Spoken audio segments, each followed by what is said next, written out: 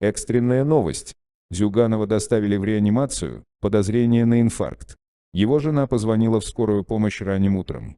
Ему было очень плохо. Повышенное давление, казалось, будто сердце выпрыгнет из груди. Медики быстро среагировали на вызов и доставили его в одну из районных больниц. Но в самой больнице после обследования признаков инфаркта не обнаружили. Только следы паралитического вещества, которое может вызвать учащение сердцебиения. Такие отравляющие вещества использовались во время операций спецслужбами. Возможно, на Зюганова было совершено покушение. Но зачем? Скорее всего, по политическим причинам. Он является главой одной из самых крупных системных партий.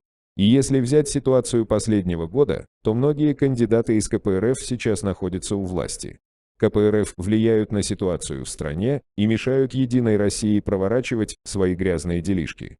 Мы считаем, что это было покушение, Зюганова заказали, чтобы он в связи с последними событиями не использовал мощь своей партии, чтобы помочь оппозиционным силам скинуть Путина.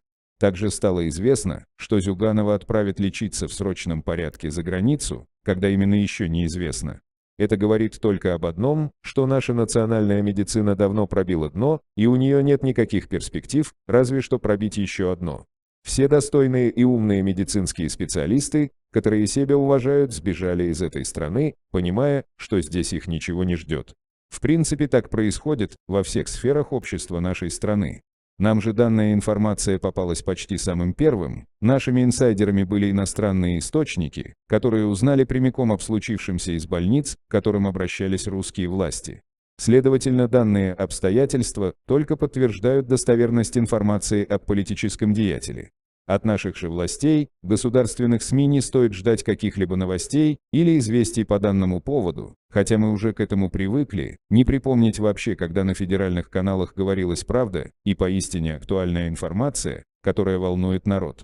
Скорее всего, власти просто боятся говорить об данном инциденте, потому что народ будет в ярости и пойдут большие скандалы, их основная задача выйти сухими из воды и максимально сгладить все углы.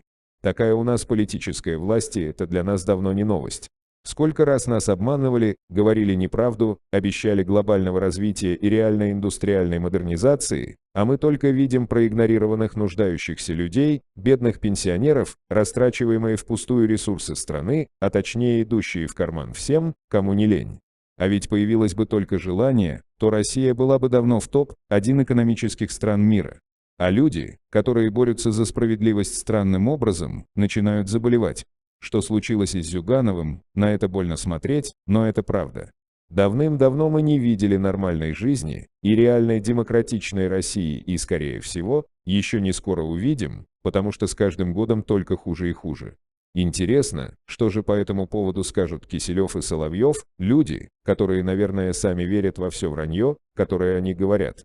Остается только надеяться, что Зюганов поправится и его в скором порядке отвезут за границу, потому что в России его точно не вылечат.